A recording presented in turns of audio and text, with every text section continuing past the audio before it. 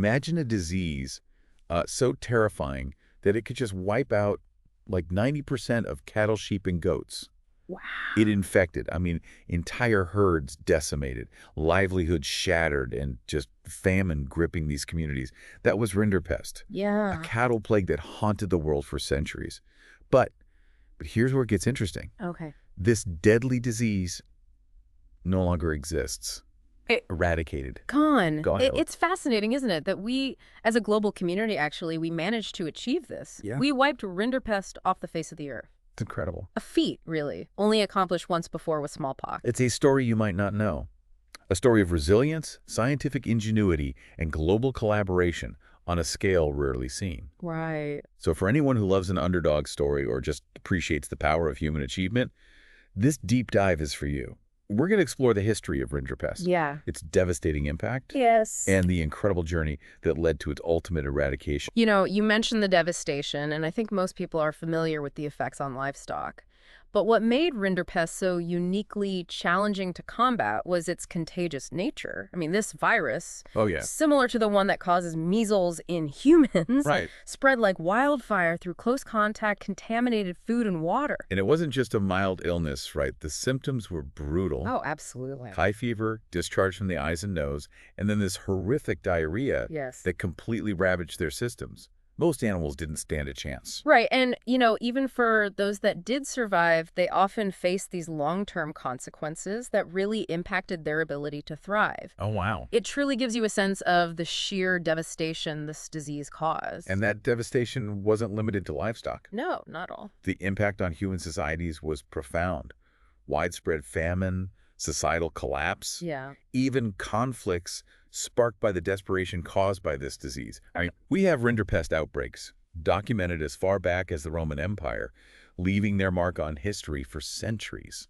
And it really highlights the interconnectedness of human and animal health. Absolutely. How a disease that primarily affects animals can have these ripple effects that devastate entire societies. Mm. You know, for centuries, this disease was a silent stalker, Yeah. emerging during wars, following trade routes, and leaving a trail of devastation in its wake.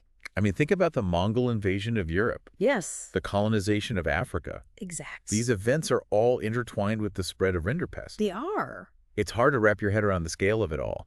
For a long time, it felt like we were just trying to keep up with this relentless foe. Absolutely. Right. And, you know, early attempts to control it were, well, Yeah. let's just say there were some surprisingly forward-thinking ideas mixed with some less successful attempts. Like trying to adapt smallpox inoculation methods to Rinderpest. Exactly. That didn't quite go as planned, did it? Yeah. No, it did not. But, you know, these early efforts, even the failures, weren't without their own value. Okay, so what can we learn from those early attempts, both the successes and the setbacks? Well, let's take the 1700s, for example.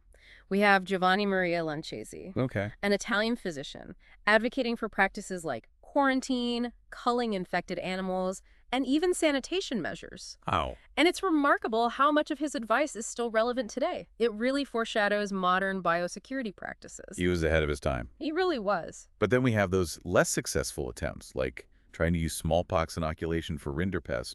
What did we learn from that? Well, it was during those experiments that researchers stumbled upon the concept of maternal immunity. Oh, interesting. The idea that calves born to mothers who had survived Rinderpest were resistant to the disease. Oh, so they had some built-in immunity. Exactly. It's fascinating how often scientific breakthroughs come from these unexpected places. It really is. Those early discoveries, though seemingly small at the time, really laid the groundwork for the fight against Rinderpest. But the real turning point came much later, in the 20th century, Yeah. when the scientific community really started to make some real strides toward controlling this disease. Right. Right. Absolutely. You know, the 20th century really brought this wave of progress, Okay. building upon those early insights, but it wasn't without its own setbacks. Right. You know, the outbreaks in Brazil and Australia really highlighted that Rinderpest was a global problem, not confined to one region. So even with all these scientific advancements, Rinderpest kept finding new ways to challenge us. Exactly. It's almost like the disease was constantly adapting. Right. But, you know, the scientific community was determined to find a solution. One name that comes to mind is Walter Plowright. Yes. His work on a new Rinderpest vaccine in the mid-20th century was revolutionary, wasn't it? It really was, inspired by research on the measles virus, Yeah. which, as we know, is closely related to Rinderpest. Plowright developed a vaccine that offered lifelong immunity with just one injection. That seems like a huge turning point, but what were some of the challenges in getting this vaccine out to the world? Well, one of the major obstacles was the need for constant refrigeration. Oh, wow.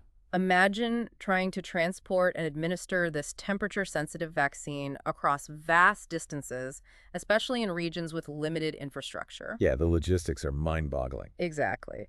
But despite those hurdles, Plowright's vaccine really laid the groundwork for eradication. It was a testament to the power of scientific innovation Right. and a sign that the tide was beginning to turn. But eradication was still a long way off. It was. We had programs like JP-15 in Africa, Yes. which initially showed promise, Right. but ultimately couldn't overcome funding issues. Yeah, that's true. It's a reminder that scientific progress is only one part of the equation. Absolutely, you're right. Eradicating a disease on a global scale requires more than just a good vaccine. It demands sustained commitment, resources, and a truly coordinated effort from the global community. Yeah. And that's where the FAO's Global Rinderpest Eradication Program, launched in 1994, really changed the game. That's right. Yeah. So this felt like a new era in the fight against Rinderpest. It wasn't just about a better vaccine.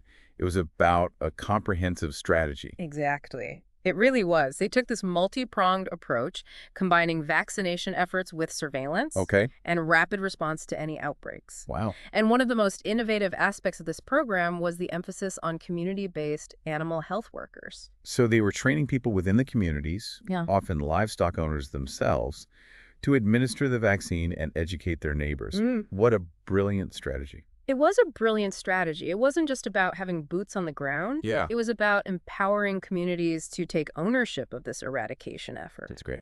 Building trust and understanding local contexts was really crucial to the program's success. And we see this reflected in the success stories from Ethiopia, Yes. where they focused on vaccinating migratory herds, Right. understanding the movement patterns, and tailoring their approach accordingly. Exactly. It really highlights the importance of adapting strategies to local contexts. Absolutely. And this all fed into their seek, contain, eliminate strategy Okay. by systematically targeting areas with the disease. Okay. Containing outbreaks and implementing this widespread vaccination, they were able to effectively eliminate Rinderpest region by region. I mean, it's amazing to think this disease that caused so much suffering for centuries was systematically eliminated from the planet. It's truly a remarkable feat. It really is a testament to human ingenuity and the power of global cooperation. You're absolutely right.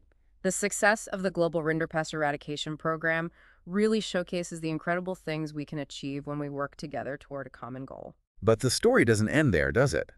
Even with Rinderpest eradicated, there's still this ongoing effort to ensure it never returns. That's a really crucial point. There are still laboratories around the world holding samples of the Rinderpest virus. Oh, really? Yeah, and so the focus now is on safely destroying those samples or transferring them to highly secure facilities to prevent any accidental or intentional release. I see. Yeah, So it's a reminder that vigilance is key even in victory, exactly. especially with new global health challenges emerging all the time. Right. So what can we learn from this incredible achievement? How can the eradication of Rinderpest inform our approach to other threats? Well, Rinderpest eradication offers valuable lessons that can be applied to other diseases. Yeah. One of the key takeaways, I think, is the absolute necessity of international cooperation. Yeah. No single country could have achieved this alone. Right. It took a unified effort, It did. sharing resources, expertise, and really a commitment to the goal. So it really highlights how interconnected we are in a globalized world. A health threat anywhere can quickly become a threat everywhere. Absolutely. The seek, contain, eliminate strategy that proved so effective against Rinderpest is now a model for tackling other diseases, emphasizing proactive surveillance and rapid response. It is. And, beyond just the strategic level, the Rinderpest Eradication Program also underscored the importance of community engagement. Right. Empowering local communities, training individuals on the ground, and building trust were essential to the program's success. It's about meeting people where they are, understanding their needs, and working together to find solutions. Exactly. And of course, we can't forget the importance of sustained funding. Absolutely. We saw how promising eradication efforts faltered in the past due to a lack of resources. Right. These endeavors require consistent financial support to reach the finish line. You're absolutely right. Eradicating a disease isn't a quick fix. It's a long-term commitment that requires sustained effort and investment. Yeah. But the success of the Rinderpest eradication program shows that it is possible. So as we face new challenges, the question becomes, what can we learn from this victory? Which lessons can we apply to other diseases threatening human and animal health? There are diseases like polio and guinea worm that are on the verge of eradication. Imagine a world without these diseases. It's a powerful thought, and it's within our grasp if we apply the lessons learned from Rinderpest. The knowledge, the tools, and the strategies are there.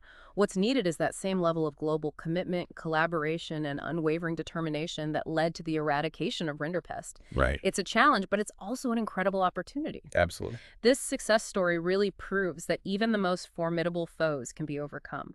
What other seemingly impossible challenges might we conquer if we harness that same spirit of innovation and cooperation? It's a question worth pondering and a call to action for us all.